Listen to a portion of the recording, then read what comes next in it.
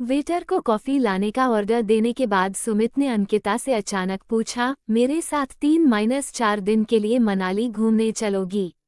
तुम पहले कभी मनाली गए हो? नहीं, तो उस खूबसूरत जगह पहली बार अपनी पत्नी के साथ जाना। तब तो तुम ही मेरी पत्नी बनने को राजी हो जाओ, क्योंकि मैं वहां तुम्हारे साथ ही जाना चाहता हूँ। यार, एकदम से जज्बाती होकर शादी करने का फैसला किसी को नहीं करना चाहिए। सुमित उसका हाथ पकड़कर उत्साहित लहजे में बोला, देखो, तुम्हारा साथ मुझे इतनी खुशी देता है कि वक्त के गुजरने का पता ही नहीं चलता। ये गारंटी मेरी रही कि हम शादी करके बहुत खुश रहेंगे। उसके उत्साह से प्रभावित हुए बिना अंकिता संजीदा लहजे में बोली, शादी के लिए हाँ या ना करने से पहले मैं तुम्हें आज अपनी पर्सनल लाइफ के बारे में कुछ बातें बताना चाहती हूँ, सुमित। सुमित आत्मविश्वास से भरी आवाज में बोला, तुम जो बताओगी उससे मेरे फैसले पर कोई असर पड़ने वाला नहीं है। फिर भी तुम मेरी बात सुनो। जब मैं 15 साल की थी, तब मेरे मम्मी पापा के बीच तलाक हो गया था। दोनों के स्वभाव में जमीन आसमान का अंतर होने के कारण उनके बीच रात दिन झगड़े होते थे। तलाक के 2 साल बाद पापा ने दूसरी शादी कर ली। ढेर सारी दौलत कमाने की इच्छुक मेरी माँ ने अपना ब्यूटी पार्लर खोल लिया। आज वे इतनी अमीर हो गई हैं कि समाज की परवाह किए बिना हर 2-3 साल बाद अपना प्रेमी बदल लेती हैं। हमारे जानकार लोग उन दोनों को इज्जत की नज़रों से नहीं देखते हैं। अंकिता उसकी प्रतिक्रिया जानने के लिए रुकी हुई है। ये देखकर सुमित ने गंभीर लहजे में जवाब दिया, मैं मानता हूँ कि हर इंसान को अपने हिसाब से अपनी जिंदगी के फैसले करने का अधिकार होना ही चाहिए। तलाक लेने के बजाय रात दिन लड़कर अपनी अपनी जिंदगी बर्बाद करने का भी तो उन दोनों के लिए कोई औचित्य नहीं था। खुश रहने के लिए उन्होंने जो रास्ता चुना, वह सबको स्वीकार करना चाहिए। क्या तुम सचमुच ऐसी सोच रखते हो या मुझे खुश करने के लिए ऐसा बोल रहे हो? झूठ बोलना मेरी आदत नहीं है, अंकिता। गुड, तो फिर शादी की बात आगे बढ़ाते हुए कॉफ़ी पीने के बाद मैं तुम्हें अपनी मम्मी से मिलाने ले चलती हूँ। मैं उन्हें इंटरव्यू देने के लिए बिल्कुल तैयार हूँ, सुमित बोला तो उसकी आंखों में उभरे प्रसन्नता के भाव पढ़कर अंकिता खुद को मुस्कुराने से नहीं रोक पाए। आधे घंटे बाद अंकिता सुमित को लेकर अपनी माँ सीमा के ब्यूटी पार्लर में पहुँच गई। आकर्षक व्यक्तित्व वाली सीमा सुमित से गले लगकर मिली और पूछा, क्या तुम इस बात से हैरान नजर आ रहे हो कि हम माँ बेटी की शक्लें आपस में बहुत मिलती हैं? आपने मेरी हैरानी का बिल्कुल ठीक कारण ढूंढा है, सुमित ने मुस्कुराते हुए जवाब दिया। हम दोनों की अक्ल भी एक ही ढंग से काम करती है। वह कैसे? हम दोनों ही जियो और जीने दो के सिद्धांत में विश्वास रखती हैं। उन लोगों से संबंध रखना हमें बिल्कुल पसंद नहीं जो हमारी जिंदगी में टेंशन पैदा करने की फिराक में रहते हों। मम्मी, अब सुमित से भी इसके बारे में कुछ पूछ लो, क्योंकि यह मुझसे शादी करना चाहता है। अंकिता ने अपनी बातूनी माँ को टोकना उचित समझा था।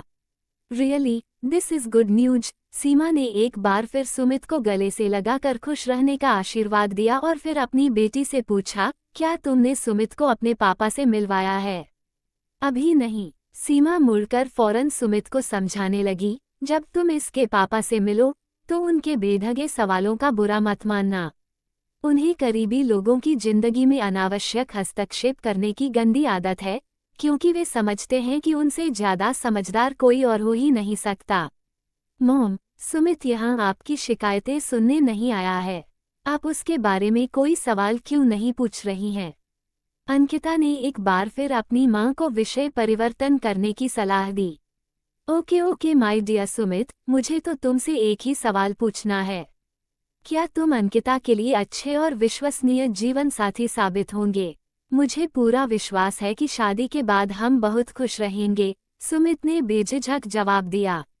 मैं नहीं चाहती कि अंकिता मेरी तरह जीवन साथी का चुनाव करने में गलती करे। मेरी सलाह तो यही है कि तुम दोनों शादी करने का फैसला जल्दबाजी में मत करना। एक दूसरे को अच्छी तरह से समझने के बाद अगर तुम दोनों शादी करने का फैसला करते हो, तो सुखी विवाहित जीवन के लिए मेरा आशीर्वाद तुम दोनों को जरूर मिलेगा। Thank you, aunty. मैं तो बस अंकिता की हाँ का इंतजार कर रहा हूँ। गुड, प्लीज डोंट माइंड, पर इस वक्त मैं ज़रा जल्दी में हूँ। मैंने एक खास क्लाइंट को उसका ब्राइडल मेकअप करने के लिए अपॉइंटमेंट दे रखा है। तुम दोनों से फुर्सत से मिलने का कार्यक्रम मैं जल्दी बनाती हूँ। सीमा ने बारी बारी दोनों को प्यार से गले लगाया और फिर तेज चाल से चलती हुई पार्लर के अंदरूनी हिस्से में चली गई। बाहर आकर सुमित सीमा से हुई मुलाकात के बारे में चर्चा करना चाहता था, पर अंकिता ने उसे रोकते हुए कहा, मैं लगे हाथ अपने पापा को भी तुम्हारे बारे में बताने जा रही हूँ। मेरे फ़ोन का स्पीकर ऑन है। हमारे बीच कैसे संबंध हैं, ये समझने के लिए तुम हमारी बातें ध्यान से सुनो, प्लीज़। अंकिता ने अपने पापा को सुमित का परिचय देने के बाद जब उसके साथ शादी करने की इच्छा के बारे में बताया, तो उन्होंने गंभीर लहजे में कहा, तुम सुमित को कल शाम घर ले आओ। ज़रा सोच समझकर हमें घर आने का न्योता दो, पापा। आप मेरी जिंदगी में दिलचस्पी ले रहे हैं, ये देखकर आपकी दूसरी वाइफ नाराज तो नहीं होंगी ना? अंकिता के व्यंग्य से तिलमिलाए उसके पापा ने भी तीखे लहजे में कहा, तुम बिल्कुल अपनी माँ जैसी बददिमाग हो गई हो और उसी के जैसे वाहियात लहजे में बातें भी करती हो। पिता होने के नाते मैं तुमसे दूर नहीं हो सकता, वरना तुम्हारा बात करने का ढंग मुझे बिल्कुल पसंद नहीं है। आप दूर जाने की बात मत करिए, क्योंकि आपकी सेकंड वाइफ ने आपको मुझसे पहले ही बहुत दूर कर दिया है। देखो, ये चेतावनी मैं तुम्हें अभी दे रहा हूँ कि कल शाम तुम उसके साथ तमीज से पेश। मैं कल आपके घर नहीं आ रही हूँ। सुमित को किसी और दिन आपके ऑफिस ले आऊंगी। तुम बहुत ज्यादा जिद्दी और बददिमा होती जा रही हो। थैंक यू एंड बाय पापा। चिढ़े अंदाज में ऐसा कहकर अंकिता ने फोन काट दिया था। अपने मूड को ठीक करने के लिए अंकिता ने पहले कुछ गहरी सांसें ली और फिर सुमित से पूछा, अब बताओ कि तुम्हें मेरे माता पिता कैसे लगे? क्या राय बनाई है तुमने उन दोनों के बारे में?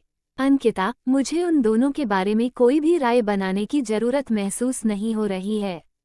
तुम्हें उनसे जुड़कर रहना ही है और मैं उनके साथ हमेशा इज्जत से पेश आता रहूंगा। सुमित ने उसे अपनी राय बता दी। उसका जवाब सुन अंकिता खुश होकर बोली, तुम तो शायद दुनिया के सबसे ज्यादा समझदार इंसान निकलोगे। मुझे विश्वास होने लगा है कि हम शादी करके खुश रह सकेंगे, पर क्या? पर फिर भी मैं चाहूंगी कि तुम अपना फाइनल जवाब मुझे कल दो। ओके, कल कब और कहाँ मिलोगी? करने को बहुत सी बातें होंगी, इसलिए नेहरू पार्क में मिलते हैं। ओके। अगले दिन रविवार को दोनों नेहरू पार्क में मिले। सुमित की आंखों में तनाव के भाव पढ़कर अंकिता ने मजाकिया लहजे में कहा, यार, इतनी ज्यादा टेंशन लेने की जरूरत नहीं है। तुम मुझसे शादी नहीं कर सकते हो, अपना यह फैसला बताने से तुम घबराओ मत। उसके मजाक को नजरअंदाज करते हुए सुमित गंभीर लहजे में बोला, कल रात को किसी लड़की ने मुझे फोन कर राजीव के बारे में बताया है।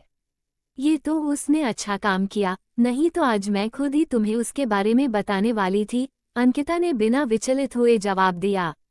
क्या तुम उसके बहुत ज्यादा करीब थी? हाँ। तुम दोनों एक दूसरे से दूर क्यों हो गए? उसका दिल मुझसे भर गया, उसके जीवन में दूसरी लड़की आ गई थी। क्या तुम उसके साथ शिमला घूमने गई थी? हाँ। क्या तुम वहाँ उसके साथ एक ही कमरे में रुकी थी? उसकी आंखों में देखते हुए अंकिता ने दृढ़ लहजे में जवाब दिया, रुके तो हम अलग अलग कमरों में थे, पर मैंने 2 रातें उसके कमरे में ही गुजारी थीं। उसका जवाब सुनकर सुमित को एकदम झटका लगा। अपने आंतरिक तनाव से परेशान हो वह दोनों हाथों से अपनी कनपट्टियां मसलने लगा। मैं तुमसे इस वक्त झूठ नहीं बोलूंगी सुमित, क्योंकि तुमसे, अपने भावी जीवनसाथी से अपने अतीत को छिपा कर रखना बहुत गलत होगा। मेरी समझ में नहीं आ रहा है कि मैं क्या कहूँ। मैं तुम्हें बहुत चाहता हूँ, तुमसे शादी करना चाहता हूँ, पर मैं अच्छी तरह से समझ सकती हूँ कि तुम्हारे मन में इस वक्त क्या चल रहा है, सुमित। अच्छा, यही रहेगा कि इस मामले में तुम पहले मेरी बात ध्यान से सुनो। मैं खुद नहीं चाहती हूँ कि तुम जल्दबाजी में मुझसे शादी करने का फैसला करो। बहुत दुखी और परेशान नजर आ रहे सुमित ने अपना सारा ध्यान अंकिता पर केंद्रित कर दिया।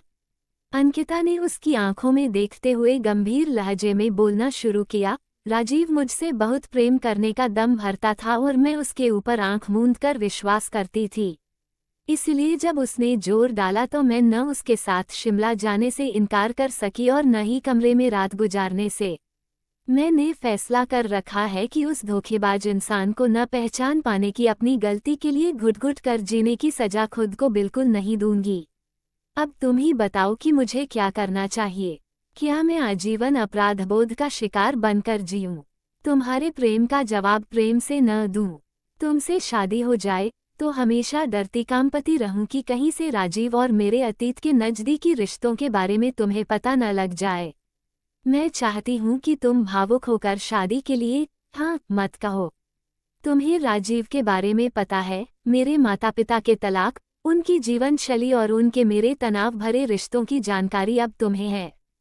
इन सब बातों को जानकर तुम्हारे मन में मेरी इज्जत कम हो गई हो या मेरी छवि बिगड़ गई हो तो मेरे साथ 7 फेरे लेने का फैसला बदल दो।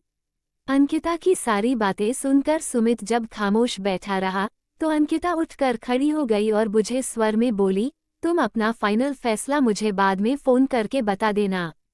अभी मैं चलती हूँ। पार्क के गेट की तरफ बढ़ रही अंकिता को जब सुमित ने पीछे से आवाज देकर नहीं रोका तो उसके तनमन में अजीब सी उदासी और मायूसी भरती चली गई थी। आंखों से बह रही अविरल अश्रुधारा को रोकने की नाकामयाब कोशिश करते हुए जब वो ऑटो रिक्शा में बैठने जा रही थी तभी सुमित ने पीछे से आकर उसका हाथ पकड़ लिया। उसकी फूली सांसें बता रही थीं कि वो दौड़ते हुए वहां पहुंचा था। तुम्हें मैं इतनी आसानी से जिंदगी से दूर नहीं होने दूंगा, मैडम। सुमित ने उसका हाथ थामकर भावुक लहजे में अपने दिल की बात कही। मेरे अतीत के कारण तुम हमारी शादी होने के बाद दुखी रहो, यह मेरे लिए असहनीय बात होगी। सुमित, अच्छा यही रहेगा कि हम दोस्त। उसके मुंह पर हाथ रखकर सुमित ने उसे आगे बोलने से रोका और कहा, जब तुम चलते चलते मेरी नज़रों से ओझल हो गई तो मेरा मन एकाएक गहरी उदासी से भर गया था। वह मेरे लिए एक महत्वपूर्ण फैसला करने की घड़ी थी और मैंने फैसला कर लिया है। मेरा फैसला है कि मुझे अपनी बाकी की जिंदगी तुम्हारे ही साथ गुजारनी है। सुमित भावुक होकर जल्दबाजी में उसके कहे पर ध्यान दिए बिना बहुत खुश नजर आ रहा सुमित बोले जा रहा था, मेरा यह अहम फैसला दिल से आया है, स्वीट हार्ट। अतीत में किसी और के साथ बने सेक्स संबंध को हमारे आज के प्यार से ज्यादा महत्व देने की मूर्ता मैं नहीं दिखाऊंगा। Will you marry me? पर अब ज्यादा भाव मत खाओ और फटाफट हाँ कर दो, माई लव। सुमित ने अपनी बाहें फैला दी। हाँ माई लव, खुशी से कांप रही आवाज में अपनी रजामंदी प्रकट करने के बाद अंकिता सुमित की बाहों के मजबूत घेरे में कैद हो गई।